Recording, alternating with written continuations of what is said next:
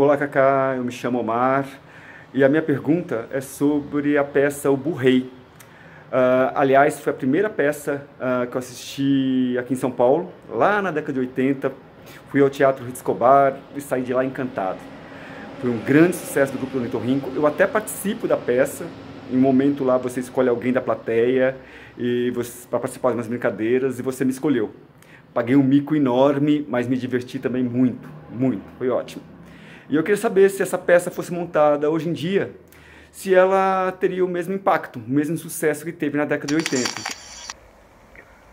Eu acho, sem dúvida nenhuma, eu acho que se a peça fosse montada hoje, teria um grande impacto.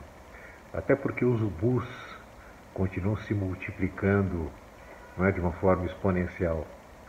Então, sem dúvida nenhuma, a peça teve, tem e terá sempre uma conexão com as pessoas na discussão do poder, mas também na discussão da infância.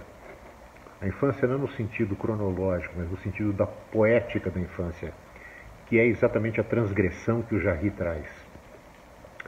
Na epígrafe de uma das peças do ciclo Bu, ele diz o seguinte: nós não haveremos demolido tudo se não demolirmos, inclusive, as ruínas.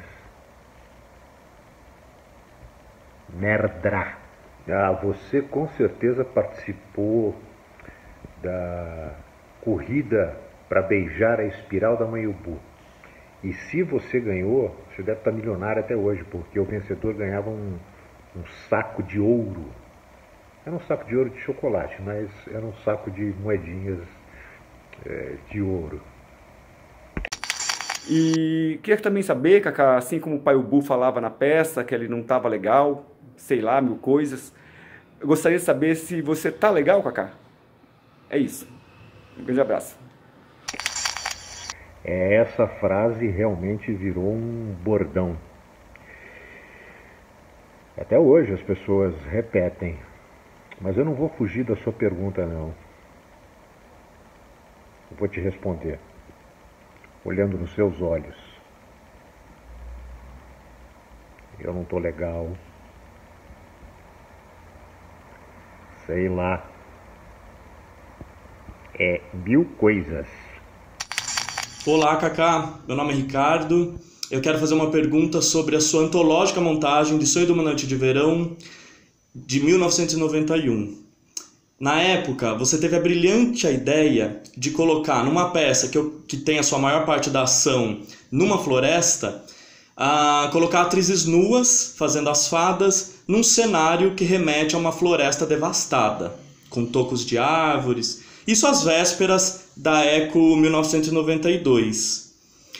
Bom, decorridos 30 anos, se você fosse olhar para esse texto hoje, se você fosse pensar numa nova encenação, como você encararia esses dois temas? Ou você abandonaria? Você usaria os mesmos dispositivos? Atualizaria? O que mudou na sociedade ou não mudou nesses 30 anos em relação à nudez na arte e à devastação do meio ambiente? Olha, Ricardo, essa ideia da floresta devastada, quando o espetáculo estreou, em 91 no Central Park, em Nova York, foi bastante impactante. Evidentemente, nessa época, a discussão sobre a devastação da floresta já era importante, premente. Agora, nem se compara com o que acontece hoje em dia.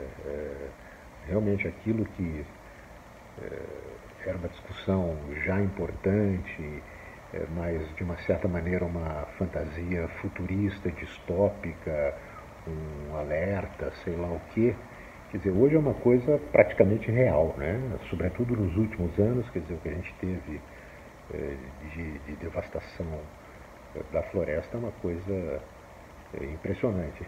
Então eu acho que hoje em dia essa ideia que já foi muito potente à época seria exponencialmente muito mais importante. Com relação à nudez no espetáculo, Ela não tinha a menor intenção de lacrar, como se diz hoje em dia, mas a ideia era exatamente usar a pele humana como figurino. A pele humana como figurino em contraponto aos trajes elisabetanos, pesados, de veludo, cheio de brocados, que os personagens da corte usavam, então estabelecendo essa oposição. Para minha surpresa absoluta, esse fato causou um enorme frenesi na mídia norte-americana, todos os jornais, todas as televisões, enfim, foi o que os próprios jornais chamaram de a Midsummer Media Frenzy. E realmente foi uma loucura, assim, todas as televisões, todos os jornais mais importantes, o New York Times, Wall Street Journal, etc., etc., a revista Time, falando dessa questão da nudez. E nem era exatamente uma nudez, né? Porque as fadas e os elfos usavam um tapa-sexo e usavam uma maquiagem corporal, né? Bom, o fato é que isso depois da estreia se dissolveu, o espetáculo teve ótimas resenhas, ótimas críticas, enfim. Essa discussão sobre a nudez, sobre o corpo humano, é uma coisa recorrente, né? Ciclicamente você tem esse tipo de discussão. Hoje em dia a gente vive tempos muito conservadores, muito moralistas, então isso está de volta de uma forma premente, mas eu sinceramente, eu acho essa discussão totalmente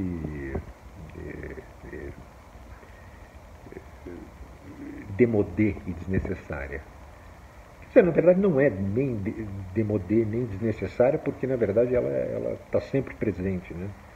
Então eu acho que ela é permanente, né?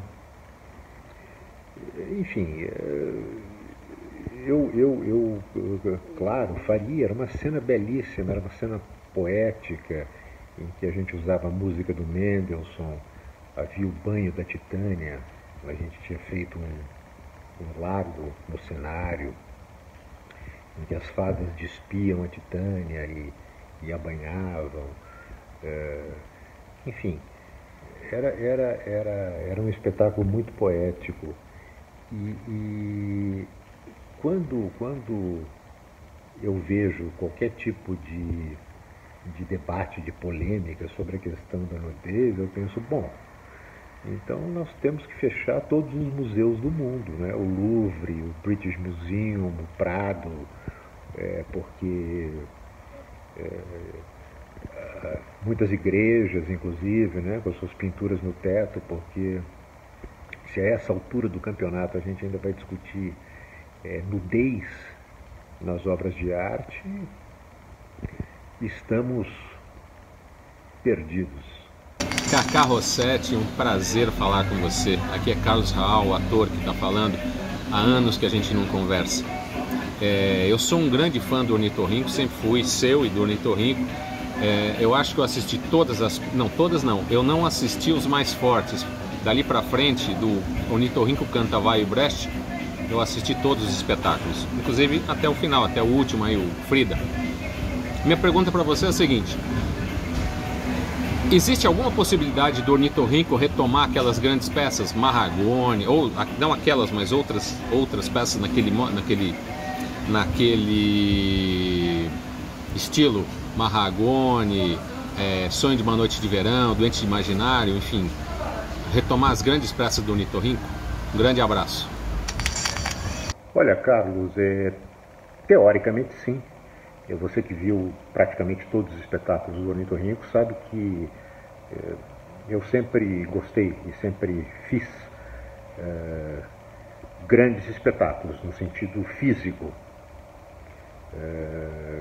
sempre com 20 atores, 30 atores, 40 atores, peças como o Marragone, como o Bu, como o Teledeum, como o Doente Imaginário, como o Sonho de uma Noite de Verão, como o Avarento, como a Comédia dos Erros, como a Megera Domada, enfim, uma série de outros.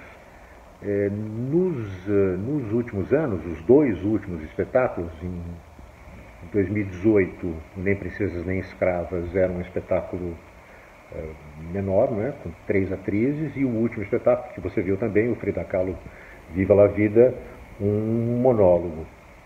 Eu, de uma certa maneira, nos últimos anos, tive muita dificuldade do ponto de vista prático, do ponto de vista operacional, logístico, de produção, de conseguir viabilizar projetos dessa natureza, dessa dimensão, né?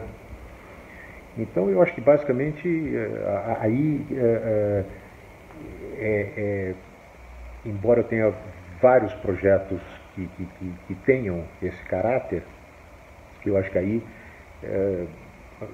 eu vou estar esbarrando, a gente vai estar esbarrando numa certa questão circunstancial de produção, de política cultural, enfim. Mas eu acho que teoricamente sim, mas é difícil saber. Oi, Cacá, aqui é a Rita Damasceno, fundadora da Dama, e é um prazer ter você aqui com a gente. Eu tenho 2 perguntas para você. A primeira é: o que anda te inspirando, Cacá? O que você anda ouvindo? O que você anda lendo? E a segunda é: você tem algum diretor, diretora, ou atriz ou ator da nova geração que você admira? Fala aqui pra gente. Um grande beijo. Olá, Rita. Eu queria te agradecer pelo convite. Fiquei muito honrado, muito lisonjeado, sobretudo por ser entrevistado por gente tão inteligente, tão bacana. Bom, o que me inspira? O que me inspira é um bom copo de uísque. Não, falando sério, tem 2 autores clássicos para ficar na nossa seara de dramaturgia, de teatro. O Shakespeare e o Molière me inspiram muito. Estou sempre lendo, relendo, são sempre fontes inesgotáveis de inspiração e de prazer. Não é por acaso que eu já montei 3 peças do Shakespeare: Sonho de uma Noite de Verão, a Megera Domada e a Comédia dos Erros, e 3 peças do Molière também: o Doente Imaginário, o Escapino e o Avarento. E tenho diversos outros projetos para montar espetáculos de Shakespeare e de Molière. Um outro autor que é um clássico, também um clássico contemporâneo, mas é um clássico que sempre me inspira muito e me inspirou muito, e foi um autor muito importante na minha formação, é o Brecht. Não apenas como dramaturgo, mas também como teórico. Também as suas ideias estéticas, a sua visão de teatro. E, bom, a sua segunda pergunta, minha querida Rita, eu vou ficar te devendo a resposta.